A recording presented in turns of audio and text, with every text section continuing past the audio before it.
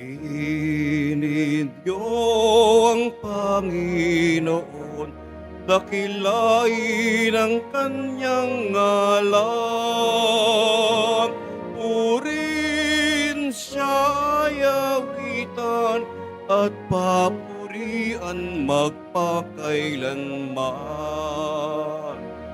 Purihin siya yawitan at papurian magpakailanman. Sa ngala ng Ama at ng Anak at ng Espiritu Santo. Amen. Ang pagpapala ng ating Panginoong Jesucristo, ang pag-ibig ng Diyos Ama, at ang pagkipagkaisa ng Espiritu Santo ay laging sumainyong lahat. At sumayo rin. Mga kapatid, aminin natin ang ating mga kasalanan upang tayo may karapat-dapat sa banal na pagdiriwang. Lahat po, inaamin ko sa makapangyarihang Diyos At sa inyo, mga kapatid, lalo ba akong nagkasala sa isip, sa salita, sa gawa, at sa aking pagkukulang. Kaya sinasamo ko sa mahal na Birheng Maria, sa lahat ng mga anghel at mga banal, at sa inyo, mga kapatid, na ako'y panalangin sa Panginoong ating Diyos. Kawaan tayo ng makapangyarihang Diyos, patawarin tayo sa ating mga kasalanan at patnubayan sa buhay na walang hanggan. Amen. Panginoon, kaawaan mo kami. Panginoon, kaawaan mo kami. Kristo, kaawaan mo kami. Kristo, kaawaan mo kami. Panginoon, kaawaan mo kami. Panginoon, kaawaan mo kami. Manalangin tayo. Ama naming makapangyarihan, ang iyong dakilang pagkamaawain ay nangingibabaw sa aming ginagawang kabutihan at idinadaing na mga kahilingan. Ang kagandahang loob mo sa amin ay gawin mong mag-umapaw upang ang kasalanang ipinangangambang ihingi ng kapatawaran ng budhi naming takot na ikaw ay lapitan ay iyong patawarin ng lubusan. At ang ipinag-aalangan naming hilingin sa pagdarasal ay iyong pagbigyang aming makamtan sa pamamagitan ni Jesucristo kasama ng Espiritu Santo magpasawalang hanggan. Amen. Maupo po tayo. Pagbasa mula sa sulat ni Apostol San Pablo sa mga taga-Galasya. Mga kapatid, hindi kaila sa inyo kung paano ko namuhay bilang masugid na kaanib ng Judaismo. Buong lupit kong inusig ang simbahan ng Diyos at sinikap na ito ay wasakin. Naging mas masugid ako sa reliyong ito kaysa sa maraming Hudyong kasing gulang ko at malaki ang aking malasakit sa mga kaugalian ng aming mga ninuno.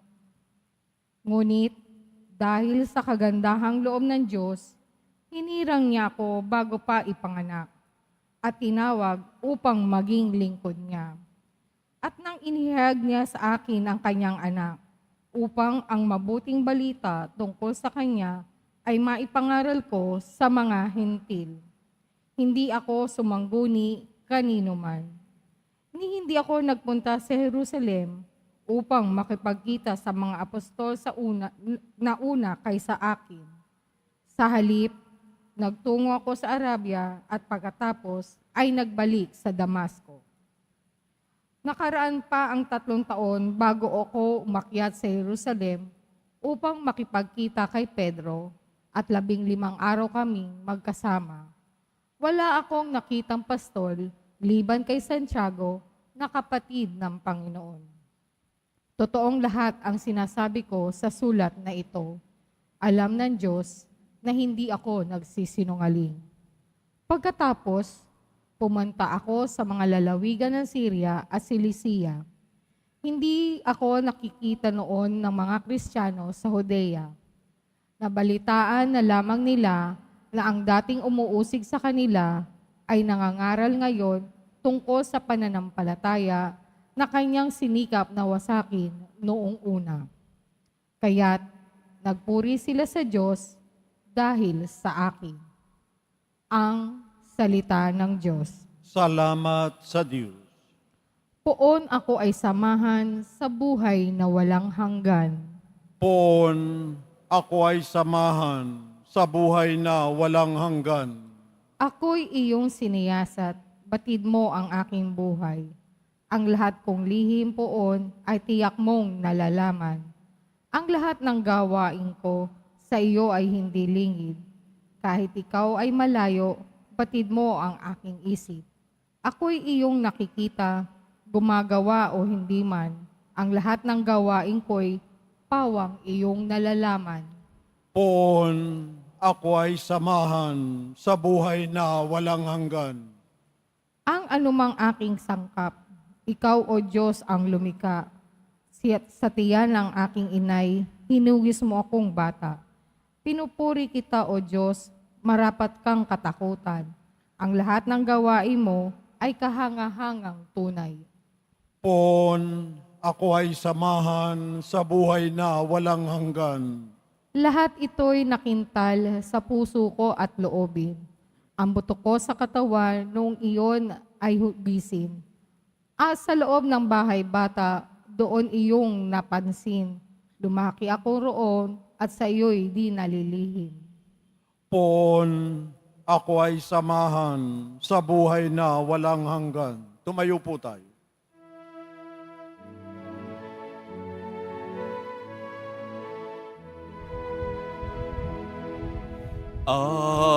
Alleluia, Alleluia,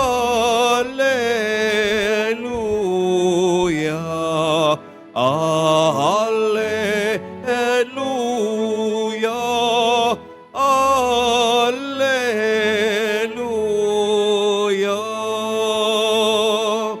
Mapalad ang sumusunod sa salitang buhat sa Diyos at mamumuhay ng angkop. Alleluia, Alleluia, Alleluia,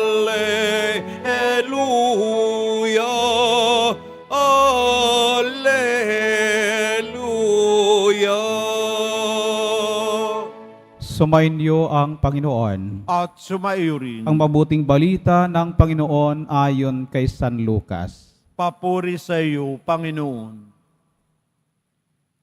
Noong panahong iyon, pumasok si Jesus sa isang nayon. Malugod siyang tinanggap ng isang babaeng nagngangalang Marta sa tahanan nito. Ang babaeng ito'y may isang kapatid na Maria ang pangalan. Naupo ito sa paanan ng Panginoon at nakinig sa kanyang itinuturo. Alalang-alala si Marta sapagkat kulang ang kanyang katawan sa paghahanda. Kaya't lumapit siya kay Jesus at ang wika, Panginoon, sabihin nga po ninyo sa kapatid kong tulungan naman niya ako. Ngunit sumagot si Jesus, Marta, Marta, naliligalig ka at abalang-abala sa maraming bagay, ngunit isa lamang ang talagang kailangan. Pinili ni Maria ang lalong mabuti at ito'y hindi aalisin sa kanya.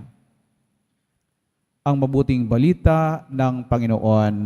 Pinupuri ka namin, Panginoong Heso Kristo. Maupo po tayo. Magandang umaga po sa ating lahat. Magandang umaga po. Magandang umaga rin po sa ating mga kapatid na nagipagdiwang ng banal na misa via social media platform. Saan po man kayo naroon lupalop ng daigdig. Pinararating ko po sa inyo ang aking pagbati ng magandang umaga.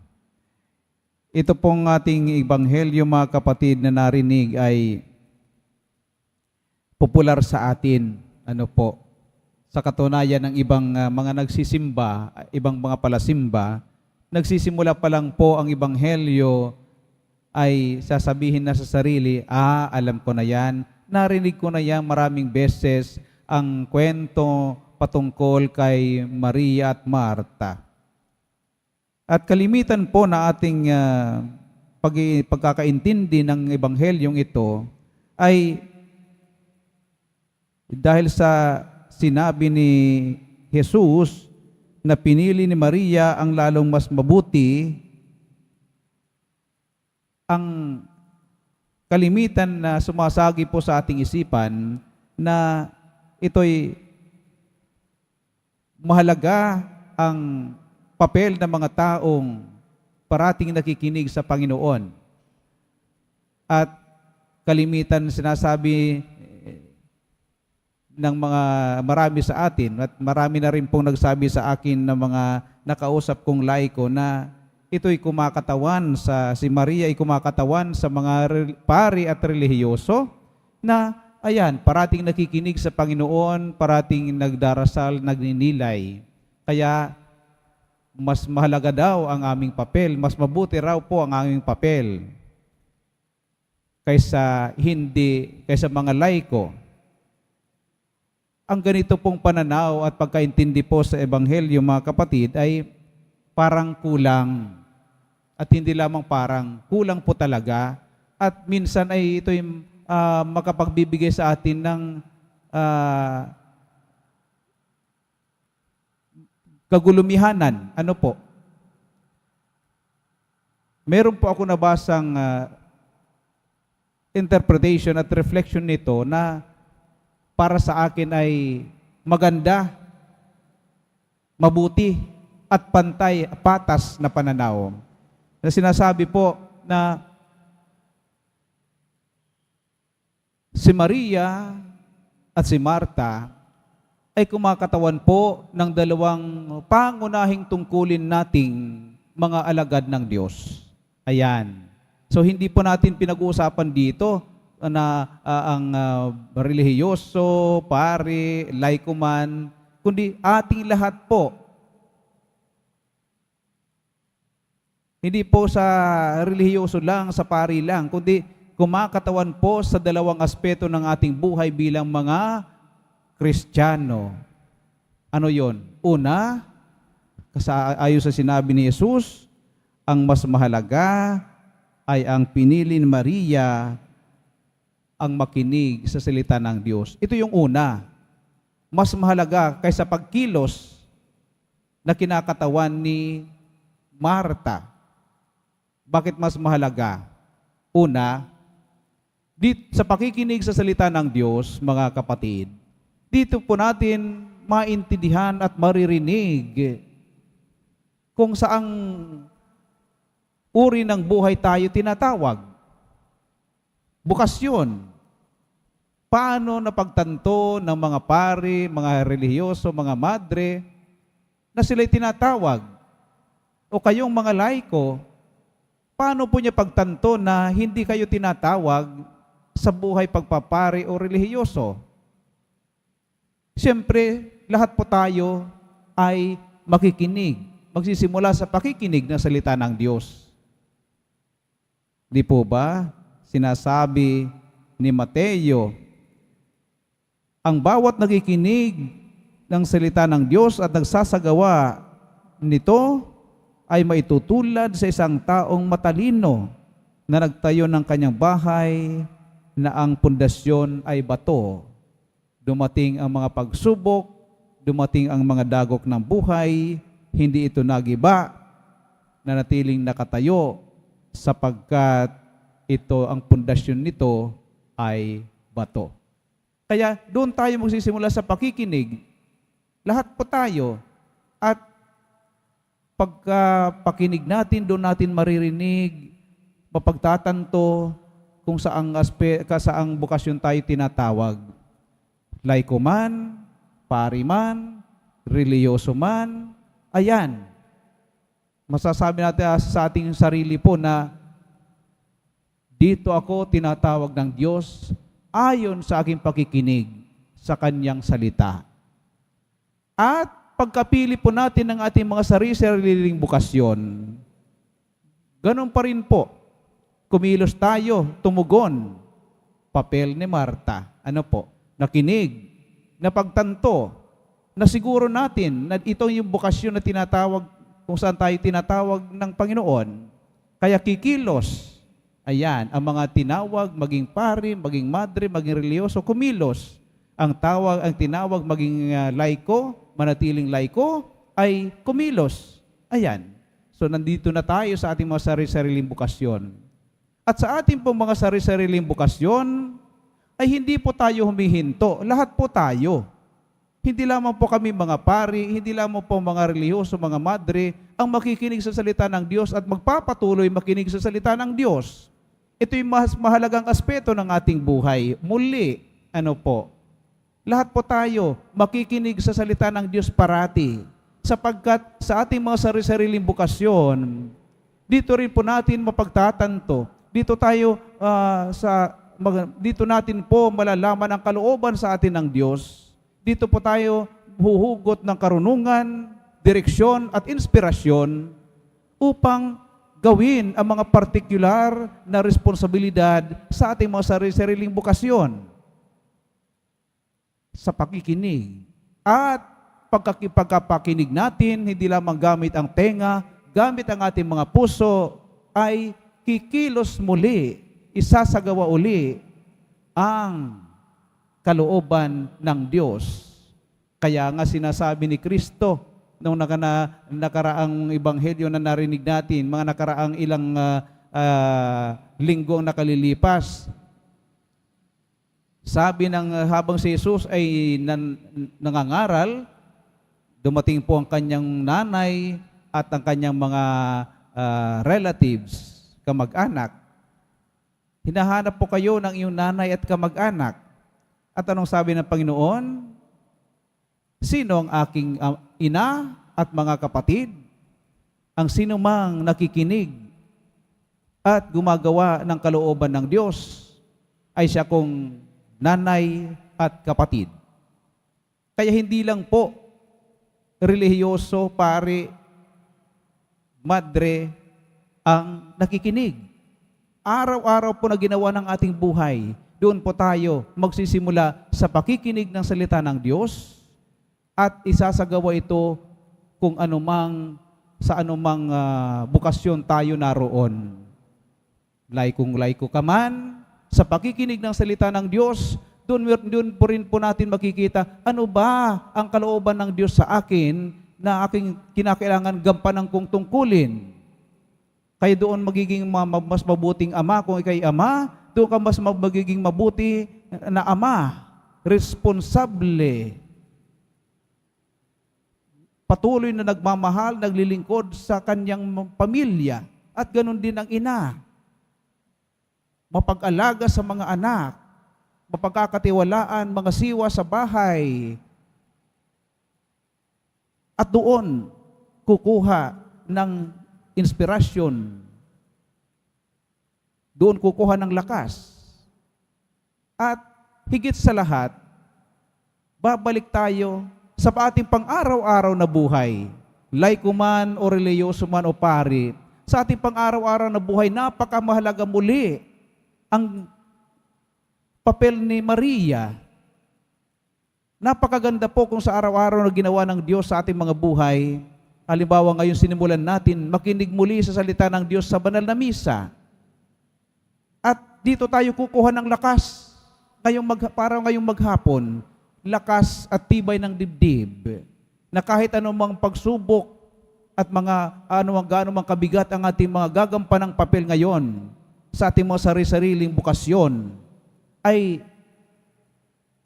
makakaya natin sapagkat tayo nakinig sa salita ng Diyos, nagkaroon tayo ng inspirasyon at nagkaroon tayo muli ng direksyon, kaya masasabi natin, ang aking sinimulang gawain ay aking ipagpapatuloy sapagkat ako'y nakarinig sa salita ng Diyos. Kaya pagkatapos magsimba, hahayo tayo, pupunta sa ating mga pang-araw-araw na gawain, laiko man, reliyoso man o pare, masaya nagagampanan ang mga tungkulin at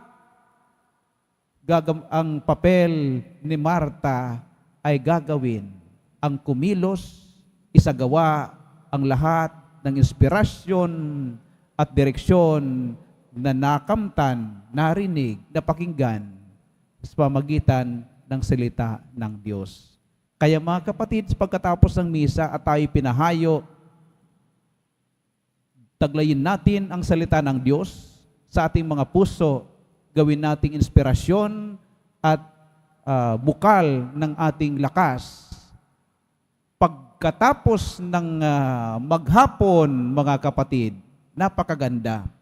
Bumalik tayo sa paanan ni Kristo, magpasalamat, magdasal, magnilay, o kaya magbasa ng Biblia bilang pasasalamat sa buong maghapon na kanyang gabay, na kanyang binigay na lakas sa atin at nagampanan natin ang ating mga tungkulin.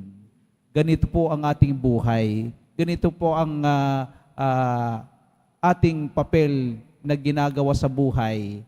Laiko man, reliyoso man o pari man, lahat tayo pipili muna ng mahalagang papel, ang makinig, at pagkatapos makinig sa salita ng Diyos, ay iingatan ang salita ng Diyos sa ating mga puso, katulad ni Maria, at gagawing inspirasyon at lakas ng ating katawan at isipan, gagawin ang kalooban ng Diyos. Papel ni Marta, gagampanan. Kaya parati yan, pakikinig at pagkilos. Anumang buhay at bukasyon tayo meron, kinakailangan hindi mawawala ang pakikinig at pagkilos. Kung puro lamang ito pakikinig, magiging panatiko lamang po tayo. Pero kung puro lamang po ito pagkilos, magiging para lang tayo maging aktivista lamang po tayo. Kaya pagkakatoliko at Kristiyano, dapat andoon ang dalawang tungkulin, ang makinig at isagawa ang kalooban ng Diyos.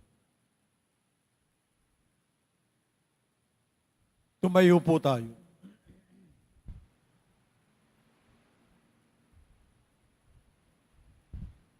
Mga kapatid, tulad ng pag-aalaman, ng napag-alaman ni na Maria at Marta, nabunyag kay Jesus ang kabutihan at pag-ibig ng Diyos na nananahan sa ating piling. Manalangin tayo sa Diyos na naririto at nakikinig sa atin. Sa bawat panalangin tayo po'y tutugon. Panginoon, dalawin mo kami. Panginoon, dalawin mo kami. Ang simbahan sa buong daigdig, naway, maging bukas na tahanan para sa lahat ng maliliit nating mga kapatid. Manalangin tayo. Panginoon, dalawin mo kami. Ang mga labis na abala sa mga bagay sa mundong ito na kumukupas, naway, magkaroon ng pagpapahalaga sa pakikinig sa salita ng Diyos. Manalangin tayo. Panginoon, dalawin mo kami. Katulad ni Maria, naway, piliin natin ang higit na mahalaga at tanggapin si Jesus sa ating puso at buhay. Manalangin tayo. Panginoon, dalawin mo kami. Ang mga may sakit at naghihingalo, naway, tumingin kay Kristo sa oras ng kanilang paghihirap.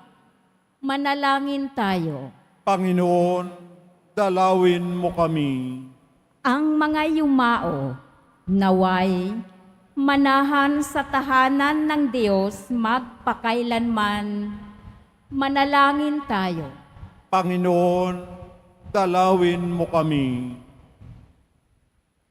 Ama naming Diyos, ipidadala mo ang iyong anak na si Jesus upang ipakita sa amin ang daan patungo sa buhay na walang hanggan. Lagi nawa namin siyang tanggapin sa aming buhay at magkaroon siya ng puwang sa aming puso. Hinihiling namin ito sa mamagitan ni Kristong aming Panginoon. Amen. Maupo po tayo.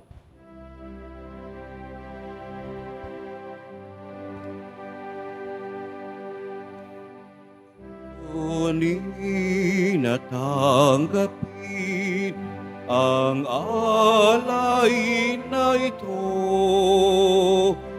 mga biyayang nagmula sa pagpapala mo, tanda ng bawat pusong pagkat inibig mo, tayo'y nananalig ng mamahal sa'yo.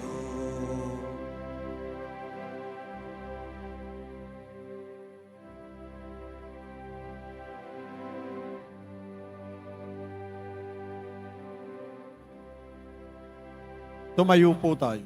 Manalangin kayo mga kapatid upang ating paghahain ay kalugdan ng Diyos Amang makapangyarihan. Tanggapin nawa ng Panginoon itong paghahain sa iyong mga kamay, sa kapurihan niya at karangalan, sa ating kapakinabangan at sa buong sambayan na niyang banal. Ama naming lumikha, tanggapin mo ang paghahain ng mga alay na iyong inihabilin at sa pagdiriwang ng dapat naming ganapin ang kabanalan ng iyong pagliligtas naway sumaamin sa pamamagitan ni Jesucristo kasama ng Espiritu Santo magpasawalang hanggan. Amen. Sumainyo ang Panginoon. At sumayo, Itaas sa Diyos ang iyong mga puso at diwa. itinaas na namin sa Panginoon. Pasalamatan natin ang Panginoong ating Diyos. Marapat na siya ay pasalamatan. Ama naming makapangyarihan, tunay ngang marapat na ikaw ay aming pasalamatan. Sa iyong paglingap at kagandahang loob, ang tao'y nilikha mo't pinangangasiwa sa San Sinocob. Sa hangad mong siya'y iwastong lubos, siya'y pinagdusa mo sa kanyang pagtalikod. Sa iyong paghiliw, iyong pinahintulot, na makabalik siya sa mamagitan ni Kristo Jesus.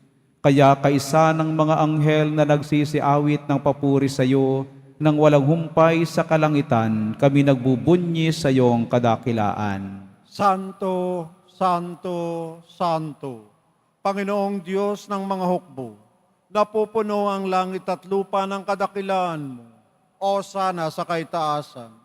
Pinagpalang na paririto sa ngalan ng Panginoon, o sana sa kaitaasan. Lumuhod po tayo. Ama naming banal, ikaw ang bukal ng tanang kabanalan, kahit sa pamagitan ng iyong Espiritu, gawin mong banal ang mga kaloob na ito, upang para sa amin maging katawan at dugo ng aming Panginoong Hesukristo. Bago niya pinagtiis ang kusang loob na maging handog, hinawakan niya tinapay, pinasalamatan kanya, pinaghati-hati niya yon, iniabot sa kanyang mga alagad at sinabi, tanggapin ninyong lahat ito at kanin. Ito ang aking katawan ay hahandog para sa inyo.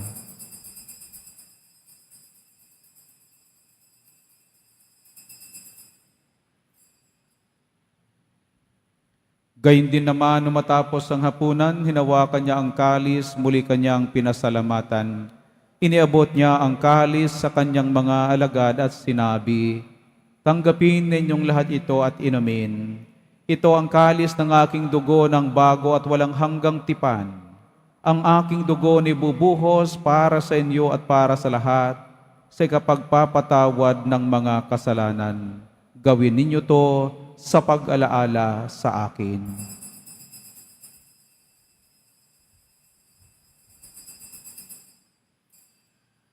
Tumayo po tayo. Ipagbunyi natin ang misteryo ng pananampalataya. Si Kristo'y namatay, si Kristo'y nabuhay, si Kristo'y babalik sa wakas ng panahon. Ama, ginagawa namin ngayon ang pag-alaala sa pagkamatay at muling pagkabuhay ng iyong anak. Kaya't iniaalin namin sa iyo ang tinapay na nabibigay buhay at ang kalis na nagkakaloob ng kaligtasan. Kami nagpapasalamat dahil kami iyong minarapat na tumayo sa harap mo para maglingkod sa iyo. Isinasamo namin kami magsasalo-salo sa katawan at dugo ni Kristo ay mabuklod sa pagkakaisa sa pamamagitan ng Espiritu Santo. Ama, lingapin mo ang iyong simbahang laganap sa buong daigdig. Puspusin mo kami sa pag-ibig kaisa ni Francisco na aming Papa at ni Jose na aming Obispo at ng Tanang Kaparian. Alalahanin mo rin ang mga kapatid na nahimlay na may pag-asang sila'y muling mabubuhay, gayon din ang lahat ng mga pumanaw. Kaawaan mo sila at patuloyin sa iyong kaliwanagan. Kaawaan mo at pagindapati kaming lahat na makasalo sa iyong buhay na walang wakas. Kaisa ng mahal na Birheng Maria, Ina ng Diyos, ng kabiyak ng puso niyang si San Jose, kaisa ng mga apostol at ng lahat ng mga banal na namuhay dito sa daigdig ng kalugod-lugod sa iyo. May pagdiwang nawa namin ang pagpupuri sa kararangal mo sa pamamagitan ng iyong anak na aming Panginoong Hesukristo. Sa pamamagitan ni Kristo kasama niya at sa Kanya, lahat ng parangal at papuri sa iyo, Diyos Amang makapangyarihan, kasama ng Espiritu Santo, magpasawalang hanggan. Amen. Sa tagubilin ng mga nagagagaling na utos at turo ni Jesus na Panginoon natin at Diyos, ipahayag natin ng lakas loob. Ama namin, sumasalangit ka, sambahin ang ngalan mo, mapasa amin ang kaharian mo, sundin ang loob mo dito sa lupa para nan sa langit. Bigyan mo kami ngayon ng aming kakanin sa araw-araw at patawarin mo kami sa aming mga sala para ng pagpapatawad namin sa nagkakasala sa amin.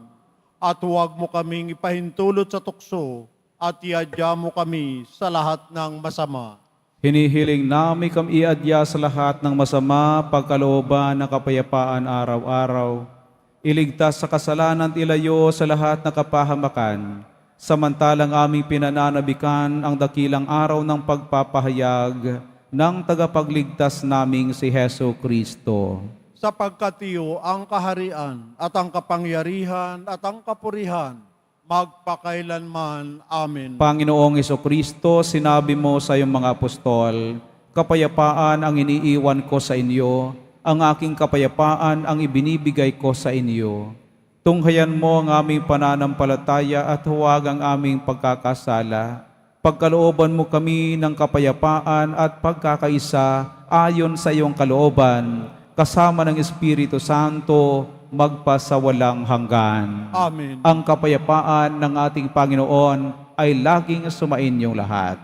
At sumayo rin. Magbahagi na tayo ngayon ng kapayapaan ni Jesus Nazareno. Kordero ng Diyos na nagalis ng mga kasalanan ng sanlibutan, maawa ka sa amin. Kordero ng Diyos na nagalis ng mga kasalanan ng sanlibutan, maawa ka sa amin. Kordero ng Diyos na nagalis ng mga kasalanan ng sanlibutan, ipagkaloob mo sa amin ang kapayapaan. Lumuhod po tayo.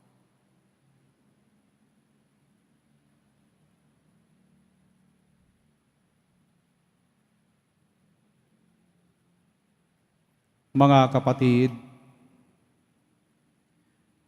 ito ang kordero ng Diyos, ito ang nag-aalis ng kasalanan ng sanlibutan.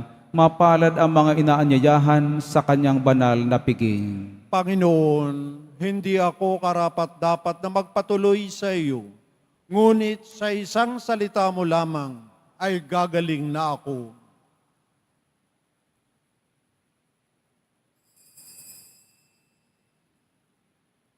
Para sa lahat ng tatanggap ng banal na komunyon, sasagot po tayo ng amin pagkasabi ng pari o ng lay minister ng katawan ni Kristo at isubo agad sa bibig bago umalis sa harapan ng pari o lay minister. Sumunod po tayo.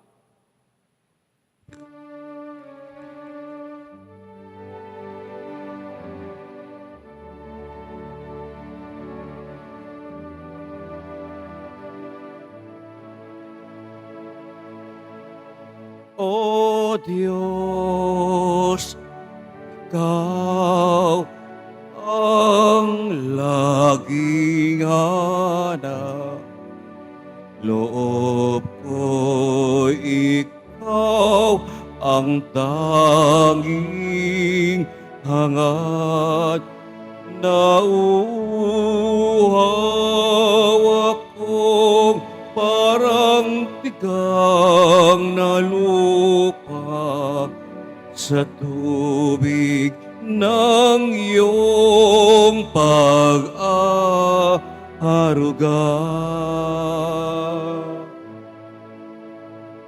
Ika'y pagmamasdan sa dakong banal nang makita ko ang iyong pagkarangal.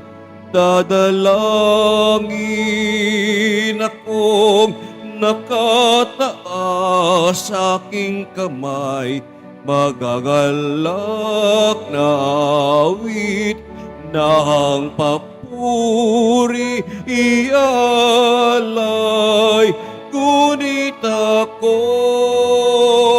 ikaw habang nahimlay, pagkat ang turo mo sa tuwina'y taglay sa lilim ng iyong mga pakpak. Umaawit, umaawit, umaawit akong buong galang. Announcement. Available na po ang ating mga All Souls envelope. Sa mga nagnanais, maaari kayong kumuha na malapit sa mga pintuan ng ating simbahan o sa information card. Isulat lamang po ang mga pangalan ng mga kamag-anak, kaibigan at mga kakilalang na mayapa o sumakabilang buhay na. At sa buong buwan ng Nobyembre, ito po ay ating isasama sa lahat ng mga misa na nagaganap sa ating simbahan. Muling inihahandog ng ating simbahan ang Nazareno Medallion. Mabibili po ito sa ating Paris Finansupis. Ito po ay nagkakahalaga ng 25 pesos. Ang malilikom po ay gagamitin sa pagsasayos ng electrical system ng ating simbahan. Pagkatapos ng misa, wiwisikan po ang lahat ng banal na tubig. Pinakikiusapan ng lahat na manatili lamang muna sa inyong mga lugar. Sa Quezon Boulevard o sa Plaza San Juan, ang labasan ng lahat. Sumunod po tayo. Maraming salamat po sa inyong pagdalaw at pagsisimba sa Basilica Minor at Pambansang Dambana ni Jesus Nazareno. Tumayo po tayo. Manalangin tayo. Ama naming mapagmahal, ipagkaloob mong sa pagsasalo namin sa pagkait inuming banal, kami ay maging katawan ni Kristo na aming panagkikinabangan. Sa pamamagitan niya, kasama ng Espiritu Santo, magpasawalang hanggan. Amen. Sumainyo ang Panginoon. At sumayo rin. Mahal na poong Jesus Nazareno, inihayag mo sa mamagitan ng krus ang walang maliw na pag-ibig ng Diyos sa sangkatauhan. Pakinggan mo ang kahilingan na ang iyong angkan na nagsusumamo sa iyo.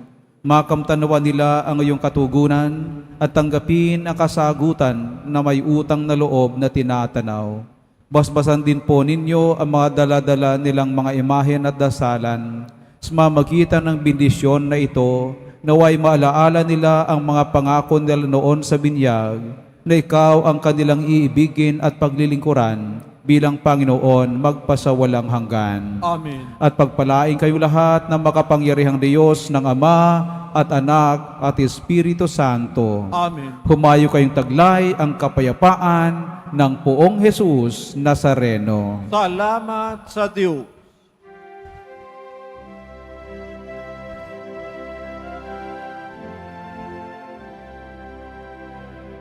Nuestro Padre Jesus Nazareno, sinasamba ka namin, pinipinto ka namin aral mo ang aming buhay at kaligtasan. Nuestro Padre Jesus Nazareno, iligtas mo kami sa kasalanan. Ang krus mong kinamatayan ay sagisag ng aming kaligtasan. Nuestro Padre Jesus Nazareno, dinarangal ka namin. Nuestro Padre Jesus Nazareno, inulwalhati ka namin. Nuestro Padre Jesus Nazareno, dinarangal ka namin. Nuestro Padre Jesus Nazareno, inulwalhati ka namin.